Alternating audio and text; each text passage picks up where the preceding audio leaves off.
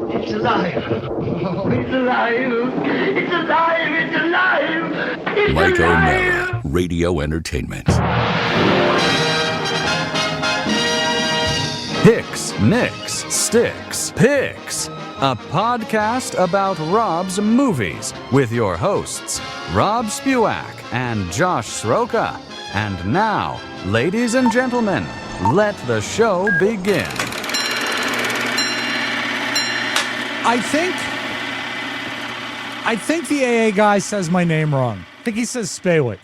Well, maybe we need a new creature to say the name. We can build a creature? Well, yes. As we talk Frankenstein today, yes. Maybe that is for podcasts and what AI is becoming. Hopefully.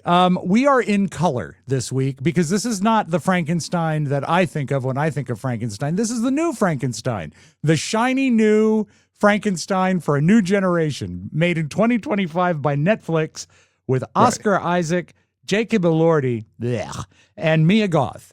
And it, of course, directed by Guillermo del Toro, whose name means William of the Wolf. Of the Bull, rather. William of the Bull.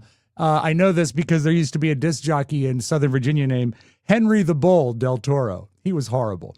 But this movie is... did it have a screening? Did it release to theaters at all? It did the short release, like where they just put it in for a week or two to so they can be considered for awards. And that makes me think: do you judge movies differently when they're on Netflix, where it's like it's already in my house, I've already paid for it? And I do. I totally do. I'm like, well, it's a free movie.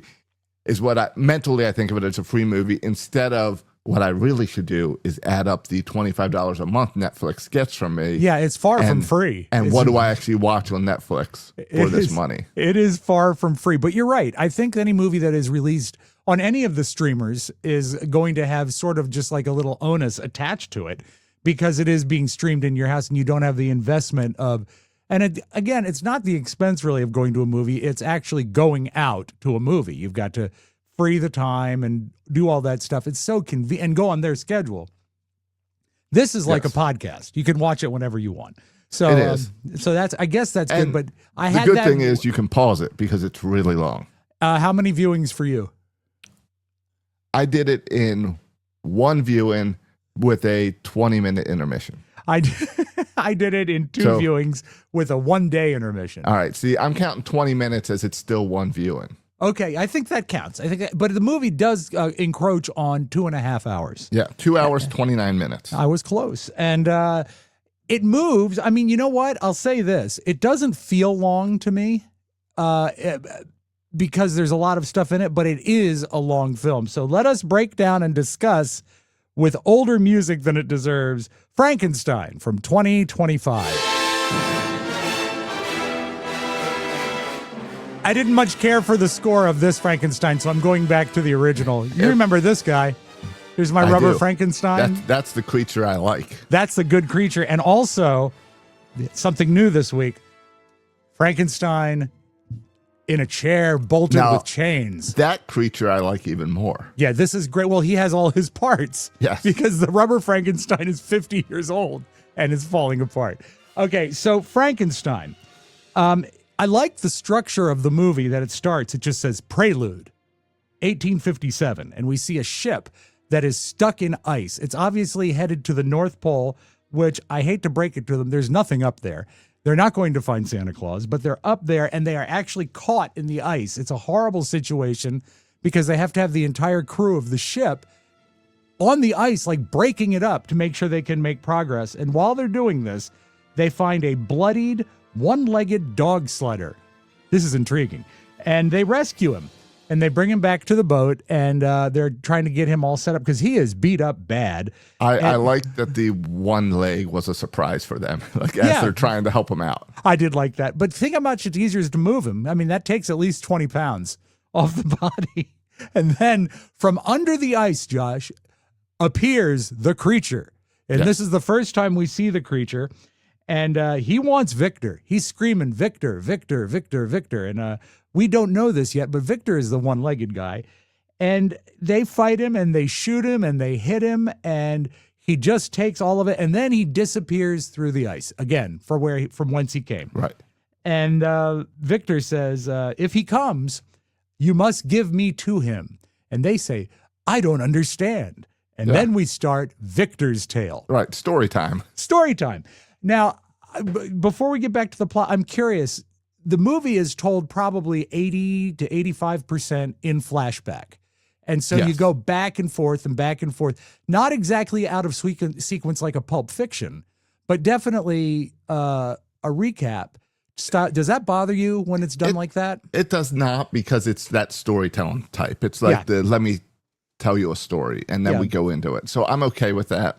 Okay, it's got a very gothic feel, this movie, but that is sort of a film noir device to have a story being told that's already happened. Okay. So I'm not sure that it actually fits this genre, but I do know it works in this movie. Does it work in the original book or original movies? Do they do it that way? Well, in the original movie, it's just told as a story.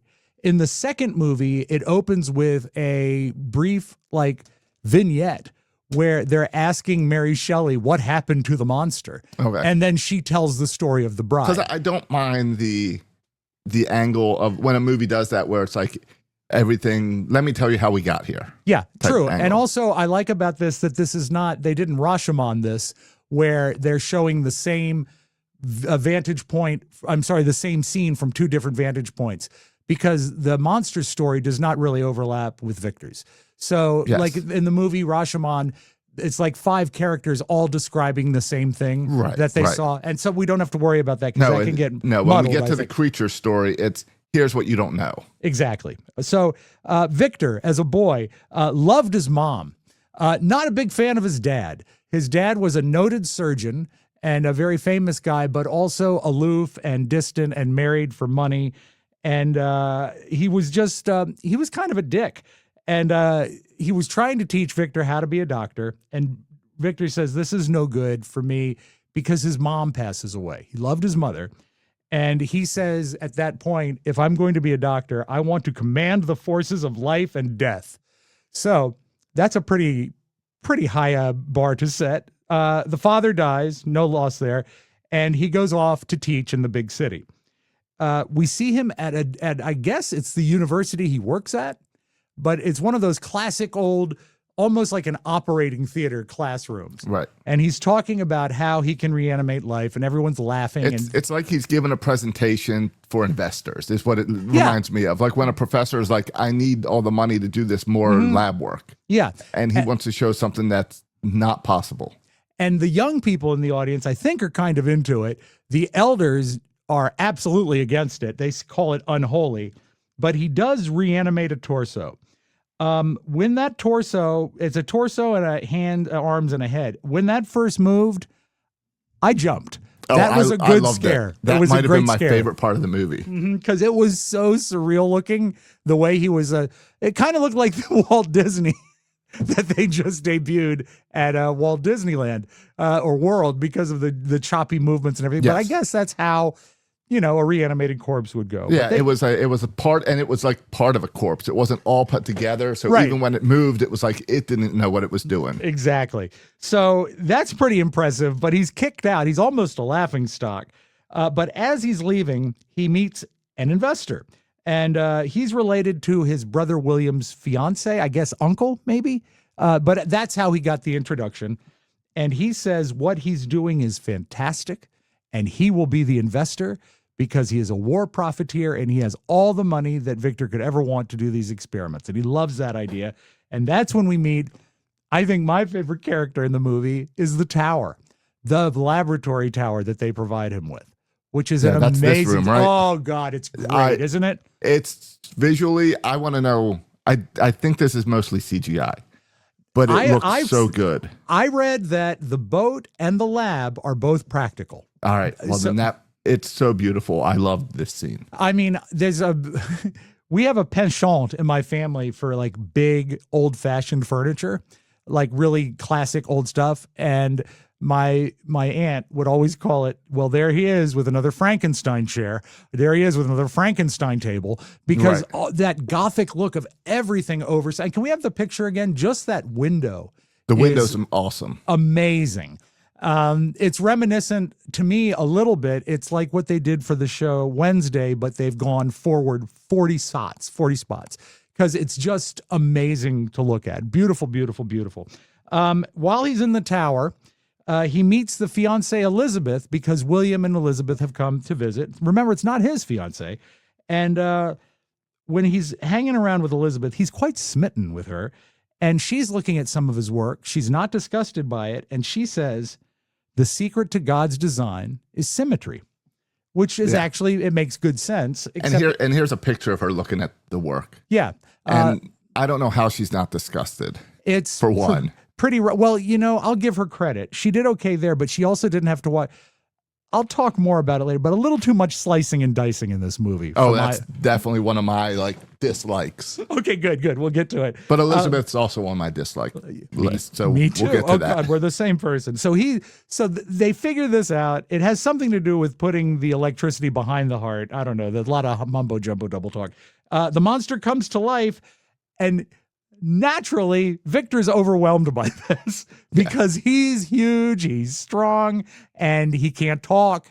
He's just a big lumbering ox. Yeah, it's one of those things where it's like, I figured out how to do it, but then when it happens, I can't believe I did it. Yeah, exactly. Now, during all this, it's been revealed that the investor, his name is Hallander, he has syphilis, and he wants to be Frankenstein so he can live together forever. Well, that's not good. So they fight, and Hallander dies. He should have saw that coming. He really should. Every rich guy, you're not investing it for the good of humanity. There's a selfish need there. Of course. And there's a great fight, a great CGI fight. I'm not even sure the fists were real. And Hallander is killed. The monster stays alive, but Victor is flawed. Victor says the monster is flawed. Even though he meets Elizabeth and the monster is charming with Elizabeth, Victor is driven crazy by the fact that the monster can only say the word Victor. Makes him nuts. As he did not even give a moment to try to teach this reanimated. He just thought they'd come together and just be a perfect, normal human. I would like to watch this clip where you see Victor and his essentially the father of a baby treating the baby. Maybe he gets this from his dad. I know you have thoughts. I know you do. Somewhere in there, you have thoughts. Yes. This much we have established. That is my name, Boot. Can you say Boot? Can't say Boot. Oh, you are afraid of me? You're afraid of me? Why? Why would you be afraid of me? Up. He's chained in for everyone's own safety. Now give me your leg. Leg. Oh. Give me your leg. Leg. Come on. This is a perfect example of not having a plan B, because he brought the monster to life. What was he expecting? Well, we saw his dad beat him earlier in the movie. So he doesn't know how to raise a kid. And he's not even treating it like you would raise a dog. Yeah, you're right. He's just angry that it's like that he brought it back to life, but he didn't make it a genius. So it's not a genius. It only says Victor, although in secret, it knows how to say Elizabeth. And so what does he do? Smart. He burns the tower down.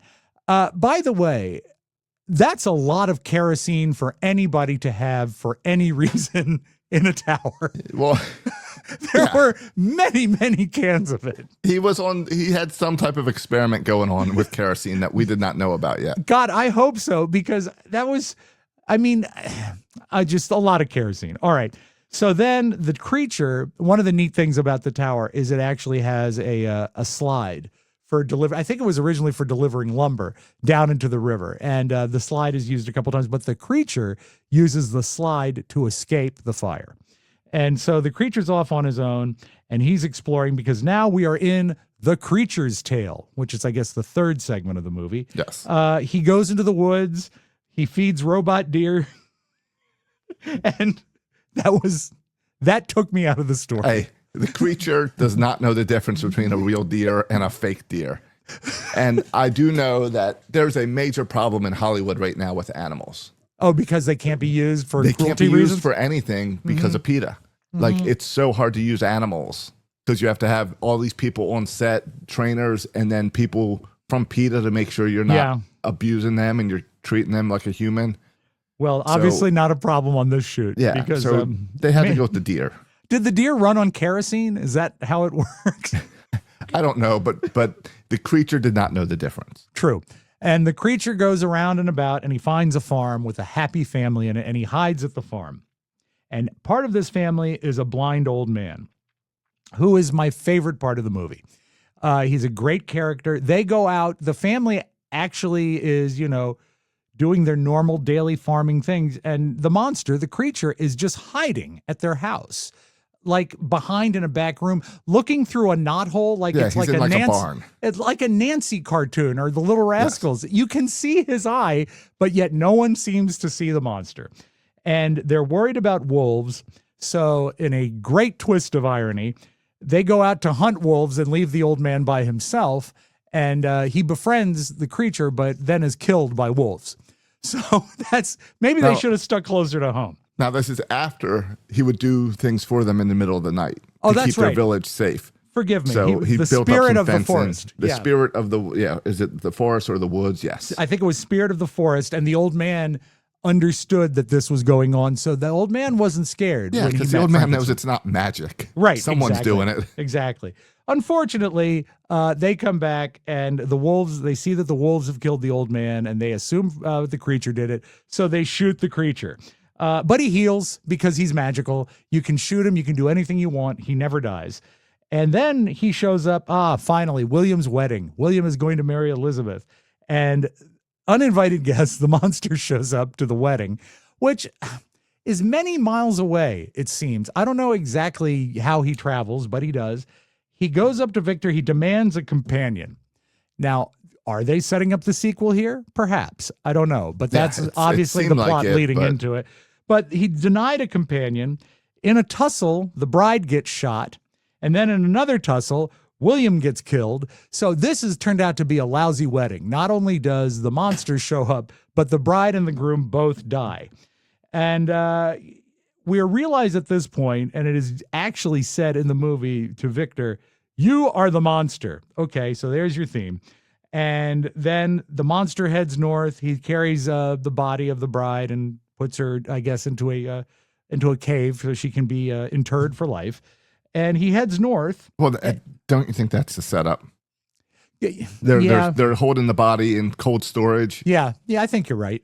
But maybe they'll nix the setup, nix the sequel after our episode. I don't know. It got millions of views. It's got good reviews. So Victor buys dynamite. Now, I just love dynamite in a movie. I think it's great. Yeah. And then the guy says, "What are you going to hunt with this much?" Yeah, it's a lot of dynamite. And he meets up with the monster, of course, and they have this deal. He says, "I want to die. You've given me a curse that I cannot die. I'm going to blow up this stick of dynamite in my hand, and if I die, I'm dead, and if not, I will come back and get you." And great explosion, and he holds it in his hand, and he blows up. And that's where it joins to real time, because that explosion is what bloodied Victor that at the beginning of the movie. And so we're now back to the boat. Frank comes back to the boat to kill Victor. They actually have a nice conversation. He calls him Victor. He calls him son. And then as they part, Frank, I call him Frank, the creature, I didn't know he was this strong. He moves the boat. He picks up the boat. This is a huge boat with a crew of 100, and he pushes it through the broken ice. So I guess he's a good guy after all. And he's this strong, but he still can't kill Victor. Exactly. Victor can still get away. The end. So that's the movie. All right. So let us start. Overall, how did you feel about the movie? A little bored. Okay. A little slow. Mm-hmm. I didn't think it was slow. I do think it fell apart in the last third. Yeah, I think I read about how Del Toro wanted it to be two separate movies. One movie with Victor and one movie with the creature. I could have seen that maybe working a little better. But I don't know I could that also either. see I could also see it being like, well, I watched the first one and I don't care about the second one. That's known as the Wicked principle, because everyone is saying that the second Wicked doesn't have any of the good songs in it, and it's not gonna measure up. But I agree, although I don't think it would make two good movies because I don't think there's enough story on either side. I think what you need to do is compress this story to make it work. I think so. I have lots of issues with stupid stuff in the movie. Yeah. But I mean, we'll get to our likes and dislikes. Overall, the other thing was, real quick, was I hated the creature. The entire time, I hated the way the creature looked. I have to say it. I don't want a sexy Frankenstein. Well, and here's the best picture I could find of him, real quick. And my problem from the moment he showed up, and the moment of that scene you were showing earlier of him chained up, was he just reminded me of the Marvel superhero from WandaVision, of Vision, because they look like the same thing. They do. Oh my gosh, they are that's the same so true. character. That is except true. one has like body armor on or something, and the other one just has scars. Okay, question about the scars. Yes. You can shoot Frankenstein, the monster rather, with a blunderbuss. You can shoot the creature with a rifle. You can take 4 shots to the face and he heals. Yes. Why don't the scars heal? Because that's where the different body parts from different things were all combined. I'm not so sure I'm buying that. Those were because all that stuff was sewn before he was brought to life. Okay. That's the theory I'm going with. I think that the monster is actually the main problem with the movie, and this is why. If you watch the original 1931 Frankenstein with Boris Karloff, one thing you take away from it, it was a horrifying film at the time. My great-grandfather owned a movie theater, and people literally passed out when there was the scene of in the laboratory and the electricity, and they bring the monster to life. It was unlike anything anyone had ever seen before. In this movie, that was a really cool scene. With the lights flickering and that was a good scene. But what I'm saying is the fact that the original movie had amazing horror in it, but you leave it always feeling sympathy for the monster. And that's what makes it such a great tragedy at the end. The monster does horrible things in the original movie that normally are just based on the fact that he doesn't understand. And when he's given a chance, he's actually not a total evil creature. In this movie, I don't know if it's because he's good looking or the way he was written or the way it's acted. I didn't feel any sympathy for the monster at all. Not entirely true. I did have some sympathy for him when he is the spirit of the forest. And when he's learning... That was nice. His little learning how to talk and learning words and everything was too long of a sequence, but it did build you some compassion for the guy. Not enough for me. And he learned to talk so well. Yes. That also put me off because he did. I mean, like in no time, even though it was a long time in the movie, but in no time, he's reading Milton and he's talking with an erudite command of the language. If he's that advanced, I'm less likely to, because the original Frankenstein had a childlike quality almost. Right. And this guy's too mature. And by the end of the movie, he is well-versed enough to sit there and tell us a great story. Exactly. About the first book he read and stuff. Yeah. So I totally buy into all, I don't buy into all that. That is all distracting. Yeah. Also the love story of Elizabeth, like having feelings for him or whatever. That's weird. That there's no sense. Yeah. There's sympathy for the chained up, you've got a person chained up in there, but they took it a little far. Yeah, in the original, the conflict was he loved the beautiful woman and he wanted to get her, not he wanted to like rescue her. And I know that's a violent undertoning, but it's just they missed the boat on the sympathy thing. And another thing is, I mean, if sexy monster is sexy when he's born, sexy monster's really sexy when he grows his hair out. And at one point, he even has a blonde streak in it. Yes. He looks like a model. So, and he can talk perfect and all that. You're right. By then, the scars should be gone, and he's Fabio out there. Yeah, and you know what? I could see that as a big, powerful, good-looking guy killing people. Yeah. But they don't embrace it. Also, he learns all of this stuff and becomes this really smart guy, the creature, yet he still has not moved past the I'm going to go kill Victor. Yeah. And you know what? He's very smart and he can live underwater, apparently. He's got everything. He cannot die. He is bigger, stronger, faster than everyone. He can jump from rooftop to rooftop with plenty of CGI. And he could put all this together. He could be a god in this world. Yeah. But instead, his only desire is Victor. I love when he threw people around. I thought that was great. The creature is so strong, Josh. I mean, really, really strong. I do like his fight scenes in the snow. Yeah, I do too. I don't understand how they got to the North Pole, but I like the fight scene. Yeah, and what are they looking for at the North Pole? I think they're looking for the North Pole. Okay, that could be. But it's 1857. I don't know either. Also, a problem I have with the monster, and don't hate me for this. Jacob Elordi, take a day off. You don't need to be in every movie. And yeah, I didn't know who he was. Okay, well, he doesn't look like himself in this movie, but he did play Elvis in the Priscilla movie. Horrible, way too tall for. He's 6'5", which is, I guess, good for playing the creature. That's good for this, but not good if you're 6 inches taller than Elvis and you're in that movie. He's in what is the Euphoria, and that show. I never saw it. I don't care for it. I suppose I just don't find it funny. I was familiar with Oscar Isaac, also from his Marvel Moon Knight show. Okay, I didn't know he had a Marvel past. Yeah. Okay, he was good. He was very good. I think he's a very good actor. He played sort of like under control insanity really well. Now, the lady, Mia Goth, this might sound a little like inside my own head, but she's lovely. Don't take this wrong, but she doesn't look like pretty women of the 1850s. She has too modern of a look. Does that make any sense?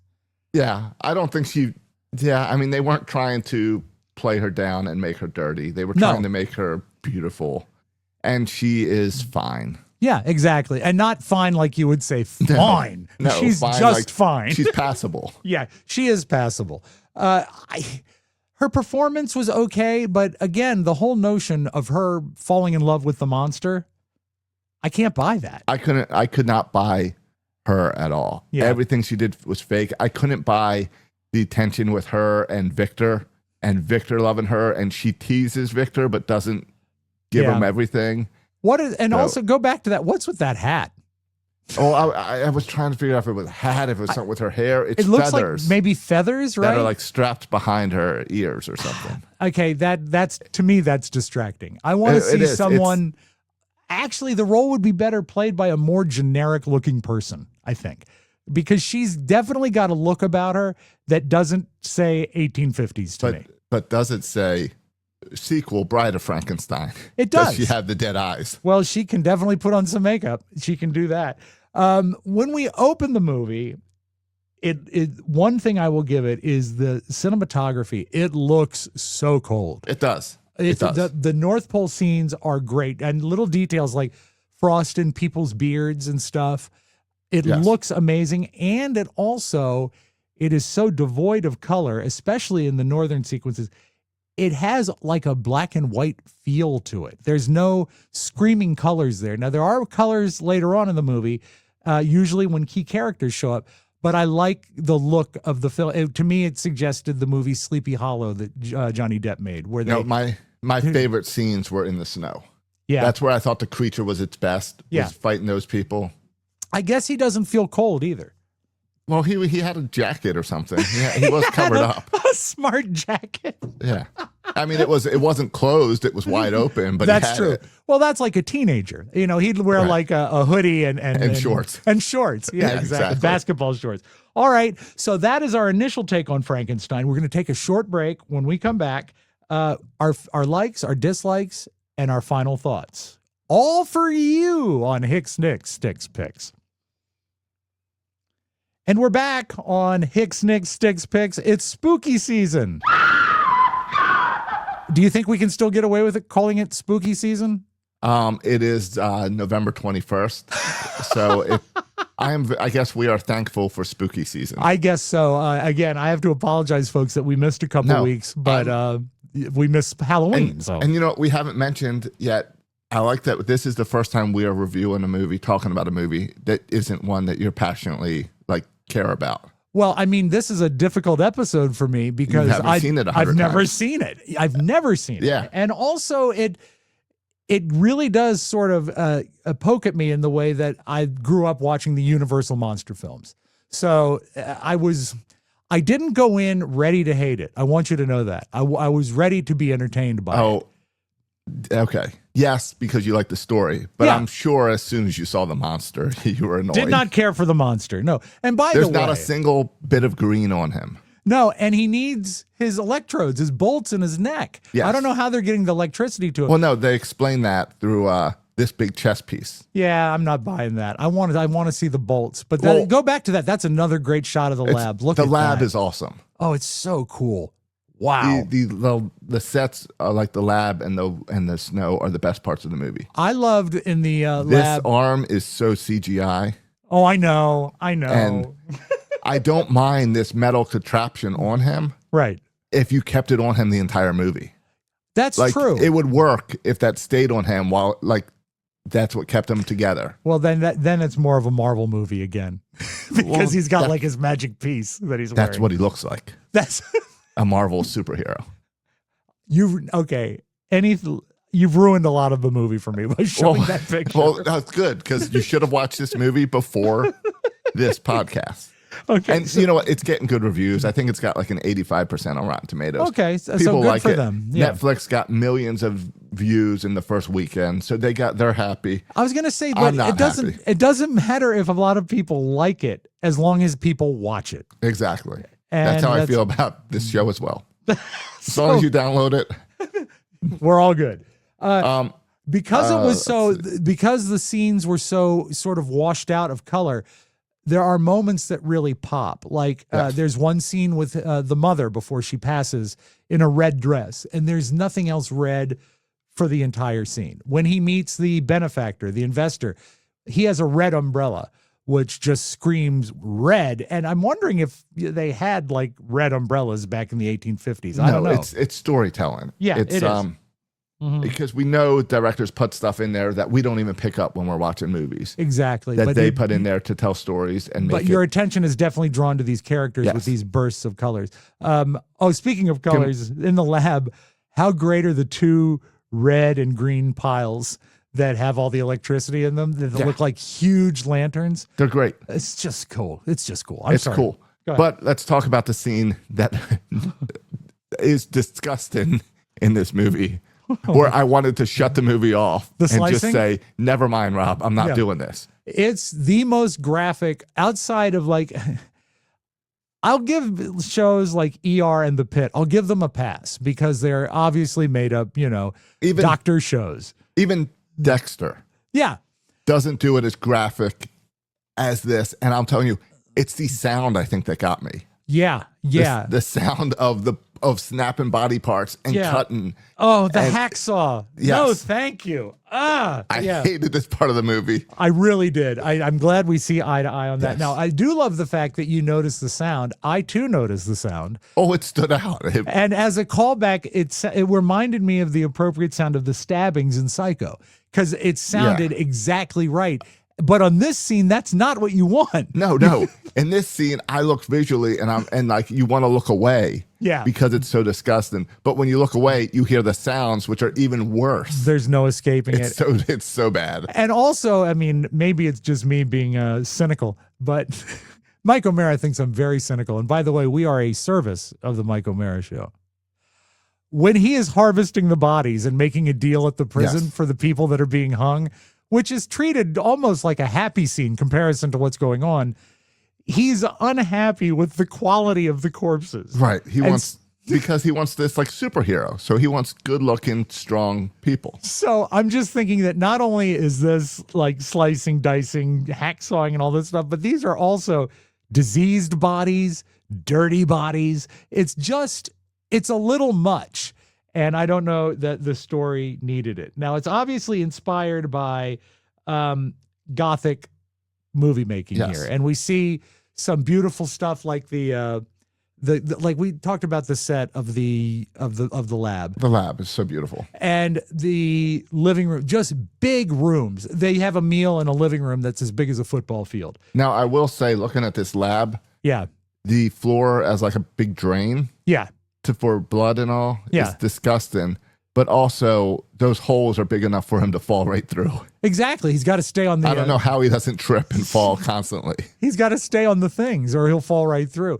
I think, didn't they touch on it that it was like a beef stockhouse or something? They slaughtered something in there when the tower was built. Yes. So that's very convenient for getting rid of blood and having that slide. I think they really nailed the Gothic look of the movie. It's really appealing to look at. And it's not often that you can get such sparse, barren looking scenes in the snow, as well as the beautiful details inside the tower, and especially in the mansions. I thought that was really, really nice. My next note we've already covered. It's too much cutting. Did you pick up on any of the Christ imagery for the monster? I mean, there's little things like how you strap them down and exactly. and stuff. Yeah, and that was the lift from the original Frankenstein as well. I don't really put two and two together because I know it from the original Frankenstein. Yeah. So. But especially when he is being energized and brought to life for the first time, and he's raised up, and he's in a crucifixion pose, right? And it's very, very notable. And that is coupled also with a lot of mirrors in this movie. If they're not being broken or having people thrown into them. Yes. There's mirrors everywhere, and maybe I'm overthinking it, but I think that is reflecting the dual nature of man, the good and evil, because there's a lot of times Victor in the mirror. Yes, and I thought the mirrors were stupid because you have a pretty Victor and a pretty Frankenstein, where in the past you would, or monster, in the past you would think the mirrors were like, I hate the way I look. Exactly. But no, we've got everyone in this movie's pretty. Everyone is pretty, except the guy when Hollander got syphilis and took his wig off. Not great. Okay, yes. Well, he was trying to hide. He didn't want anyone to see. He was. And he also likes to pee in a porcelain toilet, which I thought was another scene that didn't matter. We don't need a bathroom sequence. But yeah, the dual thing of man is definitely a part through the whole thing. Yeah. And I would have liked it if they had kept it a little subtler, like if they had left in the mirror imagery, instead of having an actual scene where the monster turns to Victor and says, "You are the monster." Well, I think we all know that by now. Yes, but it's another one of those. We've talked, the last movie we talked about it also, where they act like the audience is stupid. Yeah. And just tell you. We don't need that. I mean, especially on this movie, because it's such a well-known story. Of course, Baron Frankenstein, Victor Frankenstein is evil. That much of that last scene, although when he is talking to Victor, is meant to be emotional. Again, it fell flat for me. I didn't have sympathy for the monster, and I felt like they were talking down to me. I think that's another, that coupled with the lack of sympathy for the monster is what ruined it for me. Yeah, I can see that. Go ahead. Last thing on my list of likes is the creature awakening. And we talked briefly about like Victor's response, but just the electricity pulsing and everything, and the eyes light up, and that chest piece. It was just really good cinematography. Great scene. And again, it's inspired by the original. It's such a great story at its bones that it's hard to really mess it up, because it's just a great story with a great built-in moral that they explain to us over and over and over and over again. Yes. So these are the things I liked about it. Yeah. Last thing I saw under my likes notes, I like all of the test creatures more than the final creature. Yeah, I did like too. Everyone where it partially works is way more attractive to me than the final guy. Well, the best monster, I think we already said, is the one at his display, his demonstration. Yes. That was great. It was like an audio animatronic that would only be seen behind a bar, because it has no legs, but it has all the face and everything like that. Yeah, very good. As far as stuff I didn't like, I do think that the movie talked down to us. I have to say that again. It did. At the end, maybe if they made it a little less obvious, you've got a shorter movie. And I didn't need to have resolution with Victor and the monster, because neither one of them are sympathetic. So I don't care. No. And no, the resolution is only there to have a sequel. Yeah, yeah. Like, I would have rather seen someone win Yeah. and death at the end of this movie. You know who wins? The viewer. Because stay tuned for Mia Goth as the redheaded bride of Frankenstein coming soon to Netflix near you. I would assume so. It's got to happen. It's got to happen. Any other faults that you found with the movie? Well, I mentioned briefly the rooftop scene. The rooftop the fight. chase scene looks like they told guys, just jump up and down on a green screen and we'll place you in the right spots. And again, it looked like a video game. This drove me crazy because of the beautiful practical sets they had on the boat and the tower and the mansion. Well, that's because they focused on the 3 main locations. They focused on these big, beautiful sets, and then they lost budget or time or something for the rest of the movie. I would have had them fight in the lab. They already had the set. They didn't want to destroy it. It looked beautiful. Well, no, I mean, he's a man with syphilis. He's not going to do any damage. Right. He's very weak, very weak. Yes. No. Also, another problem I have, especially when paired up with the beautiful practical sets, is the wolf attack at the farm with the family that kills the old man. Those are definitely cartoon animals in general in this movie. Yeah, but still, I mean, you can shoot around it without showing really, really graphic wolf action that looks like the video game Punch-Out. Well, they did not have to show a single wolf in this movie. You're right. You're absolutely right. Wolves are scarier if you don't see them. Anything is scarier if you don't see it. Or easily just show the eyes at night. Well, we learned that in Rosemary's Baby. We never see the baby, and that's why it's horrifying. So, yeah, again, by showing the wolves, again, they're sort of talking down to us. You're right. It could have done much more artfully. It's a great plot point that the wolves kill the old man, but I don't like the way that they did it. And the robot, you know who the man should have been protected by the robot deer. Yeah. Well, that was the problem. The wolves couldn't attack the deer and get any meat. So they had to go after the humans. All right. Are we to the point where we can rate this film? Yes, we are. How many sexy long-haired monsters out of 10 do you give Frankenstein? Now, 10 being the best. Here's the problem. Okay. I can watch this and I can understand why people like this movie. I can understand why it's enjoyable. Yeah. All that said, it's not for me, and it's a 5 for me. Wow. Where it is passable. But it is nothing I will ever watch again. That's a higher grade than I expected. And I think, it's a 5 because the lab looks so beautiful. Okay. Some of the creature stuff is so good. Yeah. The everything that happens in the snow is great. I would give it a 5 as well, except I have to knock it down to a 4 because of Sexy Frankenstein. When he showed up with his hair long, no, I can't do that. He's got to be oppressive to look at, and it wouldn't kill him to give a flat head. That's all I ask. I mean, look, a flat head, because that's where you put the brain. Right. That's important. That's very, very important. It's one of these, I know better than the original.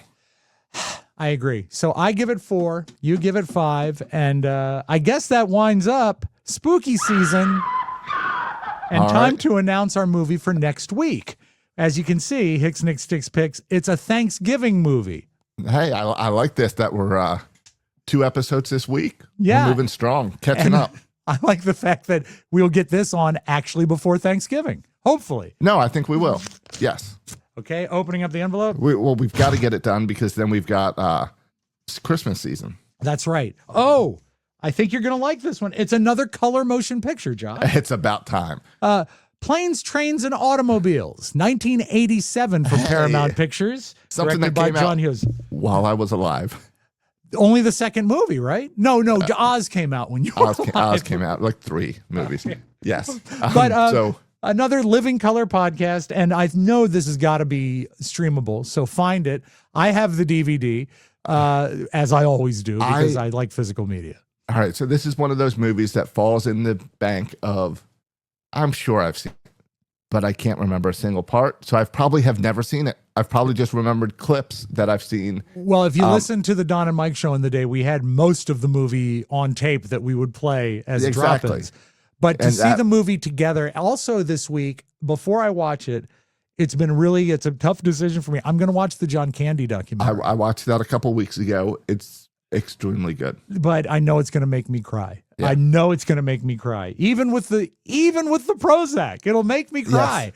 But it is a lovely performance. If I was asked to choose my favorite John Candy movie, really close between that and Uncle Buck. They're both so good. I love Uncle Buck. I do too. I relate to Uncle Buck. So yeah, join us next week. Make sure you stream Planes, Trains, and Automobiles before you join us so you can join in the discussion. Frankenstein 2025 is not a winner as far as we're concerned. Hopefully you guys watched it before listening to this. Because you won't watch it after. Now there's no point in watching it. Exactly. I'm surprised that we couldn't go in and take old podcasts and stitch them together and make a better podcast, a super podcast. Josh, In the future. We'll be back in a few days with Planes, Yes. Trains, and Automobiles. Thank you so much. Thank you, Josh. You're welcome. I'll see you next week. We'll see you next week, folks. So long. Hix Nix Stix Pix, a podcast about Rob's movies with Rob Spewak and Josh Sroka.